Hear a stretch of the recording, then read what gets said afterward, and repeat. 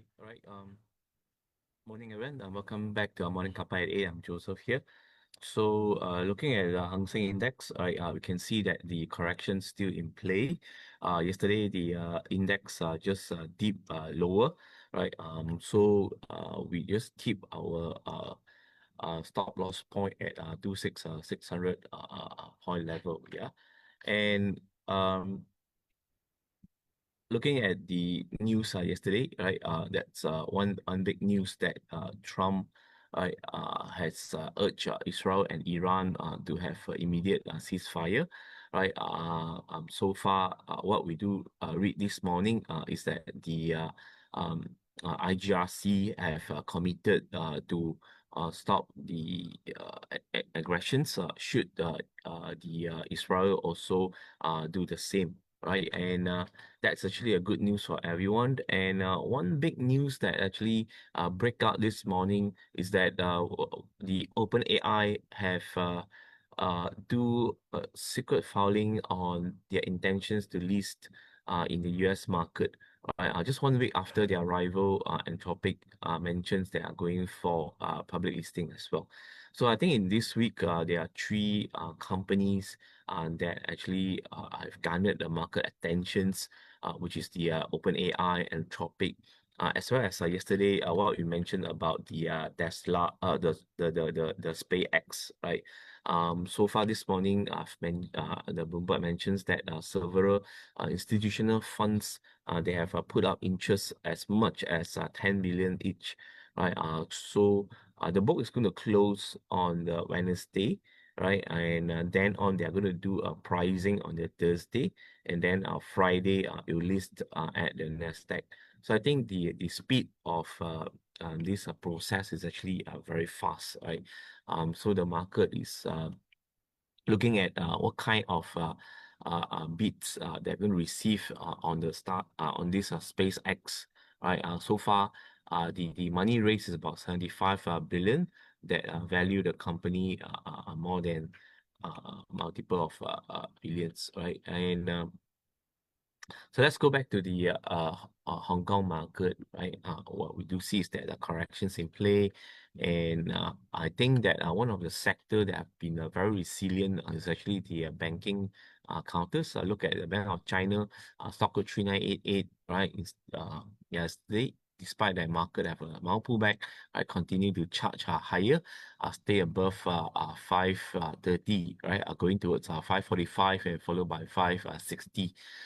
So downside support is 510, which is the level that coincides with the price volume profile. Okay.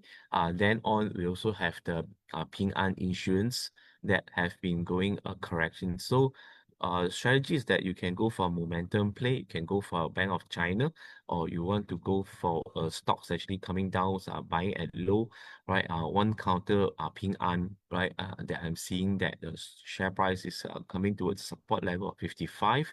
Now, if corrections are extended, it may correct towards 50 Hong Kong dollar, right? So this is a two level, 55 and 50 that I'm looking at for Ping An Insurance, right? And now, as for the US market, right, that was a mild corrections, but yesterday the market have a strong rebound, and because of the oil price pullback a bit, and also this morning the sentiment market is remain strong right now. As I mentioned yesterday, right, one of the reason there are many factors that actually pull back the share market, but I think one of the reason is because the current investors they're actually selling their existing holdings, preparing for this multi-billion fundraisings by the SpaceX, which I think that after the fundraising close, the market will resume again. That's what I think.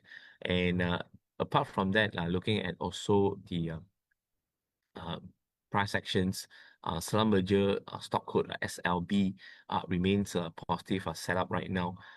So I'm looking at 51 as their downside support. As long as Slumberger SLB stay above their 51, they should move towards 60 and 65, right? As the demand for the equipment on the oil and gas is actually moving on higher.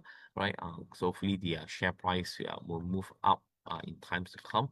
Now then on, right, as I mentioned, some time ago, right, I think 2 weeks, this week, I told you that OpenAI is another stock, a blockbuster stock that's going to go for public this year. So one of the strategies or one of the counter that we can actually look at is one of their shareholders, OpenAI shareholders, which is Google, Meta, and not to forget the earliest investor, which is Microsoft, right? And Microsoft right now shares have pulled back towards 400, it's going towards 370 and 340, right? So these are the levels that I think are very attractive for Microsoft. Hopefully the market will react once the OpenAI IPO become firmer, right? So that's one of the counters that we're looking at, and looking at the FKRI, right? Corrections continue, right? The stop loss point is at 1745, and FCPO have a rebound yesterday, right? And we're looking at 4007 as the immediate resistance. As long as stay below 4007, we'll keep the bearish bias intact, right?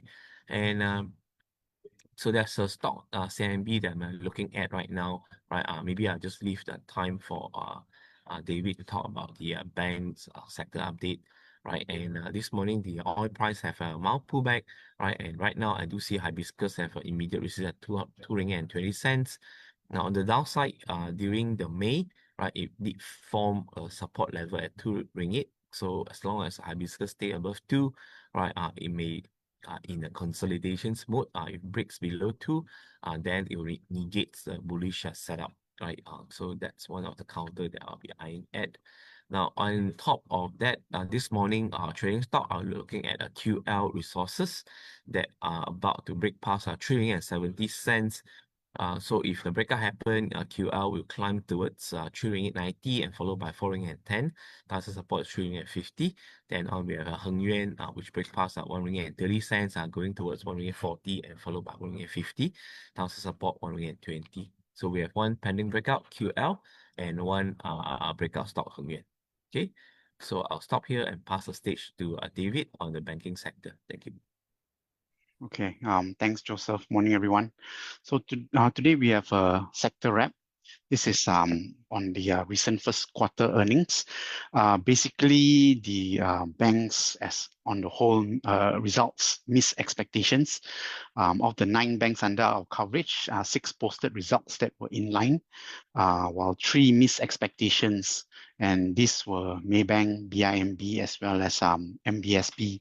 The key variances were due to weaker than expected the non-interest income for Maybank and BIMB, while for MBSB, this was on the back of lower than expected margin as well as a higher than expected credit costs.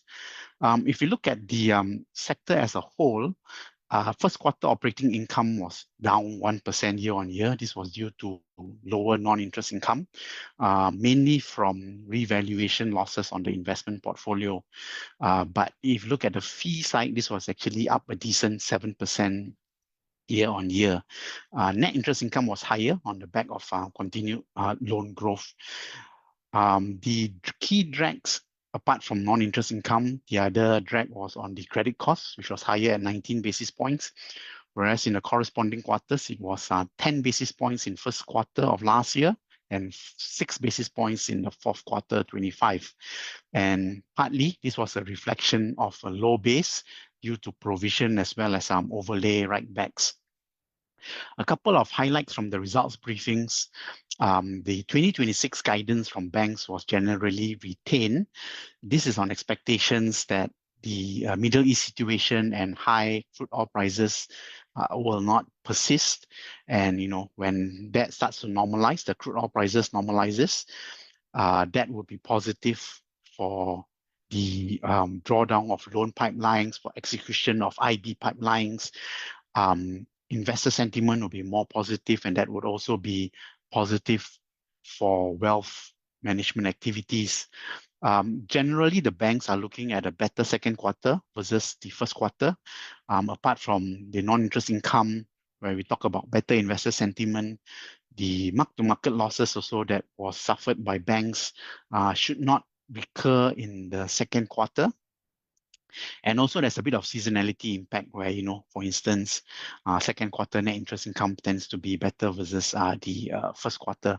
So with that, banks expect to catch up with their targets and narrow the gap that we saw in the first quarter. But having said that, banks do remain mindful of the situation. They are watching out on the asset quality side.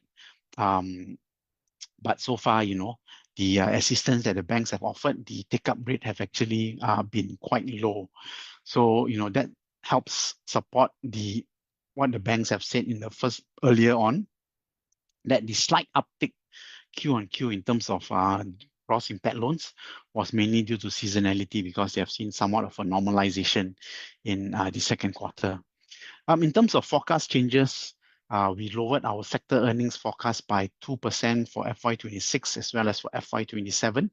The key stocks that saw downgrades were MBSB, BIMB, as well as Maybank. But we also downgraded the earnings forecast for banks such as Hong Leong as well as CIMB, quite mild kind of a downgrades. So because of that, we now project sector net profit growth of 2.5% from 4% previously on the back of stronger operating income growth. But you get a normalization of credit costs to somewhat offset some of the operating income growth. In terms of recommendation changes during the quarter, we downgraded MBSB to neutral from buy.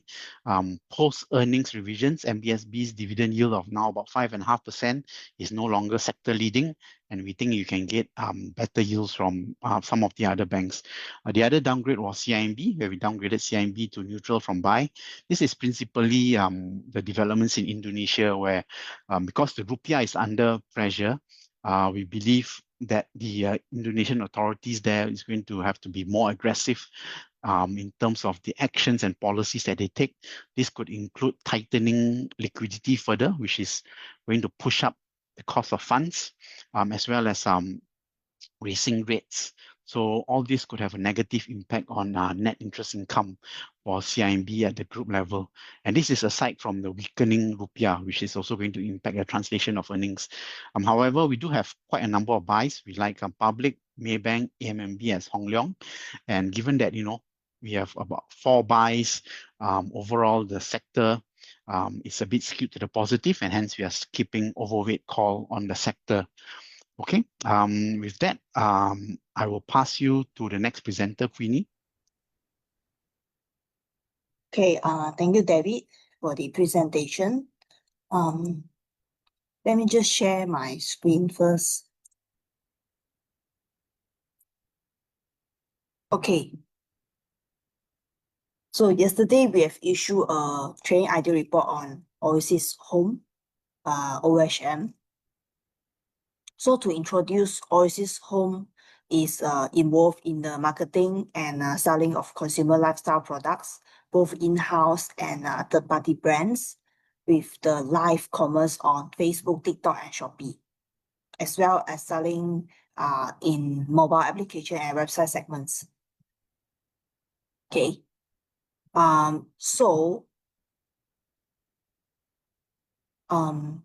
The company is a live stream pioneer with a growing multi-purpose platform. Okay, so to go back to its history, the company was very popular with its Facebook live streaming and selling home products, okay, to mainly the middle-aged Malaysian Chinese consumer. So from the statistics, the age is about 46 to 60 years old. They have strong buying powers to spend on home and living products. But we know that these products have a long lifespan, so the group has actually go beyond the single product vertical to expand beyond this home and living segment. So you see in 2023, the company have go to skincare and personal care segment, and then in 2024, they have go into health supplements. And then in 2025, they have go into lifestyle products. And then recently, they have go into sport-related products. Okay. And also we see that the company have transformed from a house brand retailer with over 90% of its FY22 total revenue came from own brands into a platform-driven model with third-party brands contributing 55% of FY25 total revenue. Okay.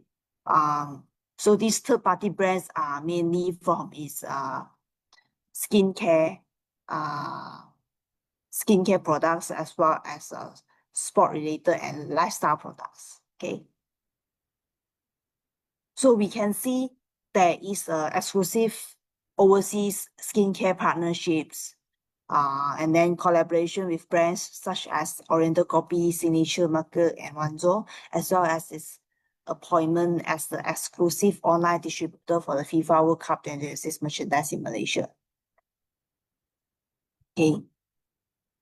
So leveraging its loyal customer base since long, so OHM has successfully driven higher monetization with average order value rising from 950 ringgit in FY24 to over 1,200 in FY25. Okay, so with its expanding product portfolio. Okay, and we can see that after listing, the company have also actively expanding into TikTok Live. Okay. So this is to deepen the penetration into the Malay market. Okay. So since then, we have seen that non-Chinese revenue surging about 15-fold from FY23 to FY25, while also attracting younger consumers via TikTok and Instagram. So looking ahead, OHM plans to integrate AI and automation into short-form video marketing and live streaming to further optimize its already strong 20 times return on advertisement spend. Okay. So one thing is important is you need to look at this revenue breakdown table where you can see the purple color which is wellness, as well as others. So wellness, since FY23, they have come up with their own wellness product. And since then, it has the contribution have actually increased. That's why you see the average spending per customer has increased a lot. And for beauty and personal care and wellness products, these are usually recurring in revenue as after they consume it within few months, they will have to stock up again. Yeah. And then the others as well as lifestyle are also mostly the so to repeat, beauty, personal care, others and lifestyle mostly with third-party brands. So you can see they have a lot of third-party brands going up strongly. Okay, and so we expect this to go up even stronger later on. And you look at lifestyle.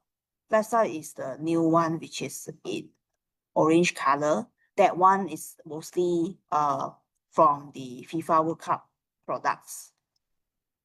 Okay.